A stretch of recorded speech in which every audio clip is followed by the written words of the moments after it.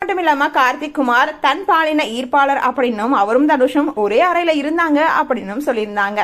இப்படி இருக்கும் பொழுது சுசித்ராவோட குற்றச்சாட்டுக்கு பதில் கொடுத்த நடிகை த்ரிஷா, நான் சரியா இருந்தாலும் இந்த உலகம் குறை சொல்லுது, உண்மைய திரித்து பேசுது அப்படின்னும் சொல்லியிருந்தாங்க.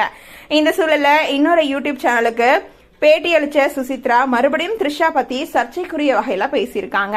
இதுக்கு நடுவுல தன் பாலின ஈர்ப்பாளர் அப்படின்னு சொல்லிட்டு சுசித்ரா சொன்னதுக்கு பதிலடி கொடுத்த கார்த்திக், தன்னை ஒரு பாலின ஈர்ப்பாளரா இருந்தா அதை வெளியில சொல்றதுக்கு எனக்கு எந்த தயக்கமுமே இல்லை அப்படின்னும் சொல்லியிருந்தாரு. சுசித்ரா இனி என்னை பத்தி பேசவே கூடாது அப்படின்னும் மான நஷ்ட வழக்கா எனக்கு 1 கோடி தரணும் அப்படின்னும் சொல்லியிருக்காங்க.